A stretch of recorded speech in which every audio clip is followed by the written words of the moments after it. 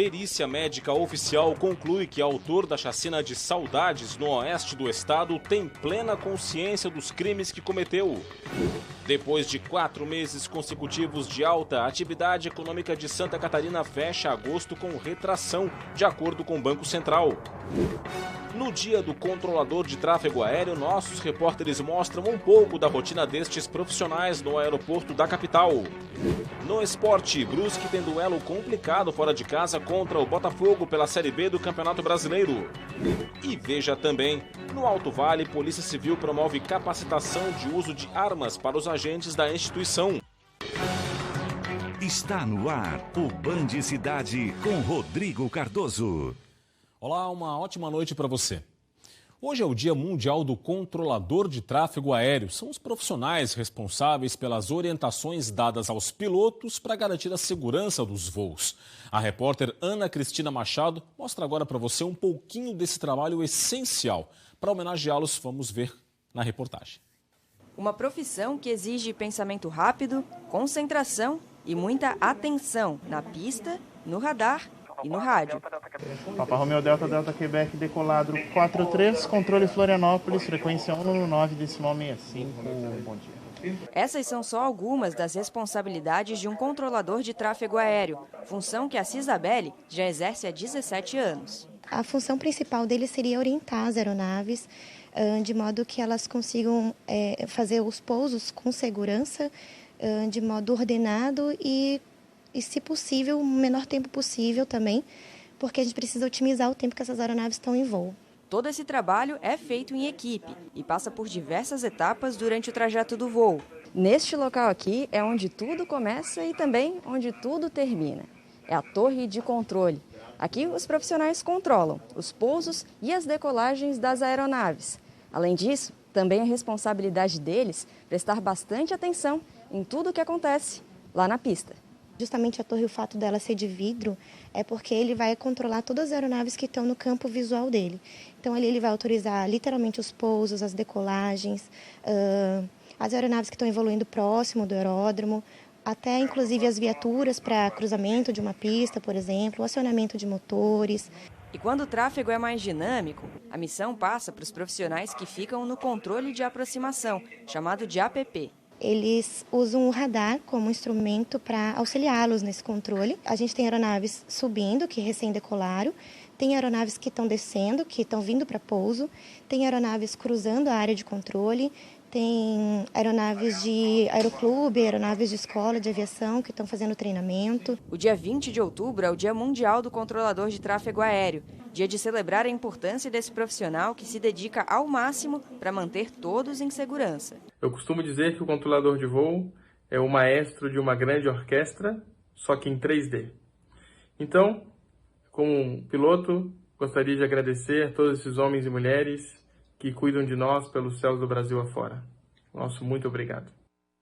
Já está valendo a isenção do ICMS na conta de luz para hospitais catarinenses que atendem pelo SUS e têm filantropia. A medida deve auxiliar na retomada de procedimentos eletivos. A medida aprovada pelo Conselho Nacional de Política Fazendária, o CONFAS, foi publicada no Diário Oficial da União no dia 14 deste mês. O pedido partiu do governo do estado.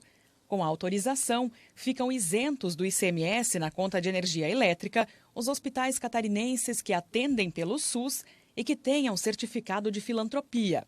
O desconto do imposto deve vir na próxima fatura. O hospital regional, por exemplo, que paga em média R$100 mil de energia por mês, vai economizar 17 mil com a isenção. Então, numa fatura de R$100 mil, nós vamos ter 17 mil de crédito a mais no hospital para investir em material médico hospitalar, para investir na estrutura, no financiamento do dia a dia do hospital. Aqui no Alto Vale, segundo Giovanni, a maioria dos hospitais tem o certificado de filantropia para obter a isenção. Aqueles que ainda não têm podem contar com o suporte da Federação dos Hospitais do Estado, a FEUESC, que tem um departamento só para cuidar dessa questão. Essa economia gerada com a isenção do ICMS chega no momento em que a rede hospitalar se prepara para retomar as cirurgias eletivas, aquelas consideradas não urgentes. Só que no Alto Vale são 6 mil procedimentos na fila de espera. Nós agora estamos findando, junto com a Secretaria de Estado de Saúde, a política hospitalar catarinense, onde estão inseridas as cirurgias eletivas e estão sendo feito o credenciamento nesse momento e o vocacionamento de cada hospital, de cada região do estado. Para quê? Para se dar celeridade às cirurgias eletivas, que somam mais de 100 mil procedimentos em todo o estado de Santa Catarina. Vamos falar um pouquinho de economia agora. A atividade econômica catarinense registrou retração em agosto, segundo dados do Banco Central. A queda interrompe 4 meses consecutivos de alta. Veja as informações na sua tela. Em agosto, na comparação com julho, o recuo foi de 0,47% em Santa Catarina, queda maior do que a nacional de 0,15%. Em relação a agosto do ano passado, alta de 6,93%. No acumulado do ano, crescimento de 8,89%. Nesses dois critérios de comparação, dados maiores do que as médias nacionais, de 4,74% e 6,41%, respectivamente. Em agosto, o comércio registrou a maior queda na atividade econômica, 10,14%, puxado sobretudo pela queda nas vendas de artigos de uso pessoal e doméstico, que compreendem a venda de artigos para habitação e também no comércio varejista de tecidos, vestuários e calçados. A indústria cresceu 1,90%, com destaque para metalurgia, têxteis e confecções. O setor de serviços registrou alta de 0,42%. O momento agora é de política aqui no Band Cidade. Claro, política é assunto para Roberto Azevedo. Tudo bem, Roberto? Boa noite. Boa noite, Rodrigo. Boa noite a você que nos assiste. Roberto, quais foram as repercussões daquela reunião que você comentou ontem aqui entre o governador Carlos Moisés e os integrantes do MDB? Olha, aparentemente positiva, reunião em alto nível, jantar, né? Entre uma garfada e outra, eles decidiram ficar próximos. Isso, pelo menos, é o que dizem os deputados do MDB, que o governador recebeu a sinalização de que eles estarão juntos com Carlos Moisés da Silva. Isso significa uma filiação do governador ao MDB? Ainda não, mas pode vir. Até porque o partido vive uma convulsão interna promovida pelas tais prévias, que tem lá o prefeito de Jaraguá do Sul, Antídio Lunelli, o senador Dário Berger e o deputado federal Celso Maldaner, que é o presidente estadual da sigla. Ora, como é que Moisés se apresentou aos MDBistas? A primeira coisa que ele disse, num ambiente tranquilo, agradável, de muita conversa, muita comida e também as bebericagens, é de que não vai para o Progressistas. Olha só, não vai para o PP. Por quê? Isso é uma espécie assim de armistício que o governador usa para com os MDBistas para deixá-los tranquilos. Surgiu muita repercussão em cima de uma especulação. E realmente o senador Esperidião Amin deixou a porta entreaberta para Moisés. Mas como não vendeu facilidades, o governador sabe que é difícil ingressar no partido que tem o 11 como número, mais próximo do 15. Mas também disse aos deputados que só vai se definir lá em março, quando acaba esse prazo para as filiações. Ora, o governador precisa de gente para compor. Os outros candidatos, pré-candidatos, Jean Loureiro, Jorginho Melo, Fabrício Oliveira, ou Raimundo Colombo, ou Napoleão Bernardes, ou João Rodrigues, ou Adeliana Dal Ponte, ou Gelson Merizio, ou Clésio Salvaro, estão esperando essa definição, porque aí as abóboras se acomodam na carroceria. Ou seriam melancias, mas no caso de política não seriam pepinos? Dito isso, eu volto daqui a pouco com mais informação, Rodrigo. Combinado, Roberto. Perícia médica oficial concluiu que o jovem denunciado pela chacina em Saudades, no oeste do estado, tinha, sim, plena capacidade para entender a natureza da barbaridade que cometeu. O laudo foi entregue nesta terça-feira. Segundo análise pericial feita pelo Instituto Geral de Perícias, Fabiano Kippermay, de 18 anos, tinha as capacidades de determinação e entendimento preservadas e possuía pleno entendimento do caráter criminoso da chacina. A perícia também indicou que existe transtorno mental, mas que isso não comprometeu a imputabilidade penal do acusado. Ainda de acordo com o documento, Fabiano apresentava estado mental, emocional e comportamento congruentes com as capacidades cognitivas à época do crime.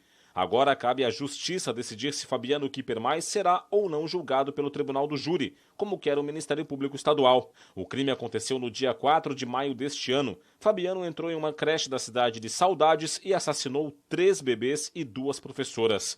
Ele segue preso no presídio regional de Chapecó. Tá aí, não é, Roberto? O sujeito não tem nada de insanidade mental, o laudo está comprovando isso, ou seja, tem que pagar na cadeia pelo que fez, não é? Tem. E agora a pena máxima é de 40 anos. Pois é. O que tem que se entender nesse caso desse rapaz, o Fabiano, se é que dá para chamar assim, é de que ele não tem mais condições de ficar no convívio social. Ele perdeu essa condição quando cometeu esse crime bárbaro. Ele atacou pessoas sem dar a oportunidade de defesa. Ainda mais 3 criancinhas. Uma delas, a quarta, ainda sobreviveu. Mas sabe-se lá o trauma que esta cidade, que esta escola, que estas crianças que vivenciaram aquilo podem ter no futuro. Então ele comprometeu toda a relação daquele núcleo, daquela escola, com a sociedade. Ele não pode mais participar de nada. Ele não pode estar perto das pessoas. Ele é o bicho homem. Tem que ficar excluído da sociedade. Ora, a defesa faz o seu papel. Tenta provar uma insanidade que os doutos, os especialistas, dizem que não existe. Há uma pequena possibilidade dele ter um problema, que não interferiria no julgamento para isso. O que nós estamos vendo, neste caso específico, é outra eclosão de vários fatos que existem na nossa sociedade relacionados àquelas pessoas que preferem viver à margem, ou presos à rede social, ou em jogos violentos, ou mesmo dentro daqueles desafios absurdos que grupos de jovens fazem nas redes sociais, na internet, para se mutilar e etc. e tal. A sociedade precisa reagir. E precisa reagir neste mundo, no mundo real, e não no mundo virtual. As autoridades precisam ficar mais atentas, porque não é um problema brasileiro, é um problema mundial. Volta e meia no mundo, algum maluco pega uma faca, uma espada e uma arma e resolve fazer os outros de alvo. Isso tem que ter um basta. Dito isso, um grande abraço e até amanhã. Até amanhã, Roberto. 2 operações da Polícia Civil foram deflagradas nesta quarta-feira. No total, 4 pessoas foram presas. Em Chapecó, no oeste do estado, a Operação Paciência de Jó cumpriu 3 mandados de prisão temporária e 3 de busca e apreensão. Foram presos 2 homens e uma mulher, todos da mesma família. A ação foi da Divisão de Investigação Criminal de Chapecó. De acordo com as investigações, que duraram 3 meses, um dos presos é considerado um dos principais líderes de uma facção criminosa local. Todos foram levados para o Presídio Regional de Chapecó. Em Camboriú, litoral norte do estado, a Polícia Civil prendeu um homem foragido do estado do Pará. Contra ele, havia 3 mandados de prisão por homicídio e tentativa de homicídio. Ele é acusado também de crimes como sequestro, porte de arma e organização criminosa. As investigações apontam o envolvimento do preso em 20 assassinatos no Pará. E em Lages, a Polícia Rodoviária Federal apreendeu uma carga de vinho importado da Argentina avaliada em R$500 mil. Ao todo, foram apreendidas 3.500 garrafas. Os policiais abordaram um caminhão com placas de 13 de maio no quilômetro 200 da rodovia. A carga de garrafas estava embaixo da lona do caminhão. O motorista de 48 anos de idade disse que seria pago para levar o caminhão de Dionísio Cerqueira, no extremo oeste do estado, para o sul catarinense. Ele vai responder por descaminho e foi levado para a Polícia Federal de Lages. A carga foi levada para a Receita Federal. Somente nesse ano, a Polícia Rodoviária Federal já apreendeu 36.100 litros de bebidas importadas de forma irregular nas rodovias federais do estado. O número já superou o total apreendido em todo o ano passado. Olha, um carro invadiu uma loja de roupas em Balneário Camboriú, litoral norte do estado. O caso ocorreu na madrugada de domingo, mas as imagens só foram divulgadas hoje. O acidente ocorreu por volta de 4h30 da madrugada de domingo na área central de Balneário Camboriú. Câmeras do circuito interno do estabelecimento registraram o momento da batida. Nas imagens é possível ver o momento em que o carro avança pela calçada, bate contra o vidro da loja e invade o local. A Polícia Civil investiga o caso. De acordo com a administração da loja, o irmão do motorista, que não teve o nome divulgado, informou que pretende ressarcir os danos provocados. O assunto agora é o tempo. O amanhecer desta quarta-feira teve registro de geada na Serra Catarinense. De forma fraca e isolada, a geada se concentrou em uma localidade no Vale do Caminho da Neve, que fica situada a cerca de 3 quilômetros de São Joaquim. Por lá, a mínima registrada foi de 1,7 graus. As temperaturas baixas também foram registradas em cidades como Bom Jardim da Serra, 1,8, Urubici, 2,6, Urupema, 3,2 e Fraiburgo, 3,2 graus. Veja agora como vai ficar o tempo nesta quinta-feira em todo o estado, na previsão do Band Cidade.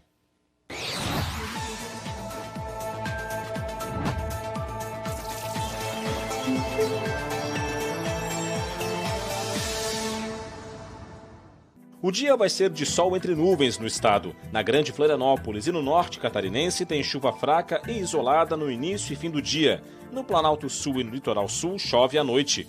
As temperaturas vão estar mais baixas de madrugada e entram em elevação ao longo do dia. Na capital, mínima de 16 e máxima de 24 graus. Em Blumenau, variação entre 12 e 22. Em Lages, 9 graus de mínima e 22 de máxima. E em Chapecó, mínima de 12 e máxima de 25 graus.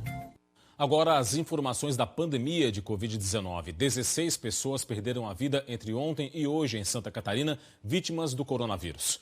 Os dados para você na tela, com essas mortes, chegou a 19.531, o total de pessoas que morreram vítimas da doença desde o início da pandemia.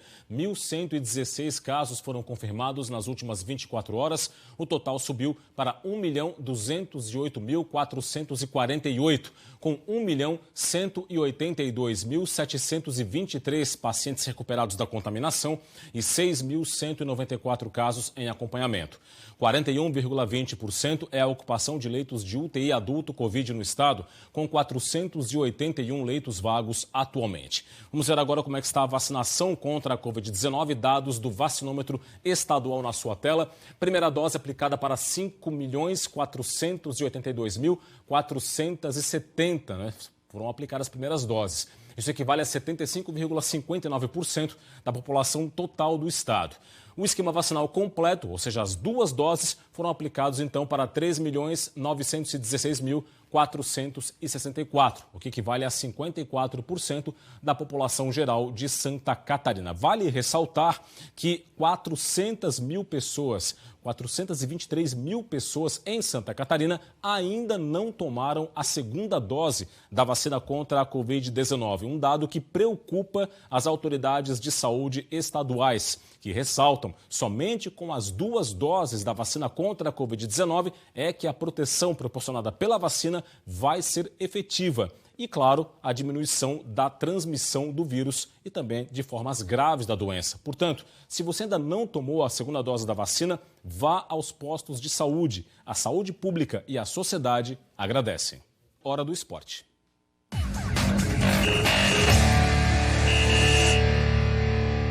Série B do Campeonato Brasileiro, o Brusque tem um duelo difícil logo mais do Rio de Janeiro. O time catarinense encara o Botafogo e precisa vencer para se manter fora da zona do rebaixamento. Na última rodada, vitória do Brusque contra o Remo. Resultado que colocou o time do técnico Vaguinho Dias na 14ª colocação da Série B com 35 pontos. Apenas 3 de distância do primeiro time na zona de rebaixamento. É por isso que no duelo de hoje contra o Botafogo, só a vitória interessa para o Bruscão se afastar da temida zona da degola. Para o jogo de logo mais, o comandante quadricolor vai ter que fazer mudanças. O lateral direito João Carlos e o volante Zé Mateus vão cumprir suspensão pelo 3º cartão amarelo. A boa notícia é que a dupla de zaga titular, Everton Alemão e Jansson, estão de volta após ficarem de fora do último jogo. Outra aposta do time do Vale contra a equipe carioca é o atacante Edu. O artilheiro é destaque da Série B com 16 gols marcados. Já o time carioca está em boa fase, lá na parte de cima da tabela. 52 pontos, segundo colocado, melhor mandante e equipe que mais pontuou no retorno. A partida está marcada para as 8h30 da noite no estádio Newton Santos, o Engenhão. E a CBF atualizou o protocolo de recomendações para o retorno do público aos estádios. A partir de agora vai ser permitida a presença de torcedores visitantes em estádios que já recebem público. De acordo com a CBF, a quantidade de ingressos vai variar com base na capacidade permitida para cada estádio.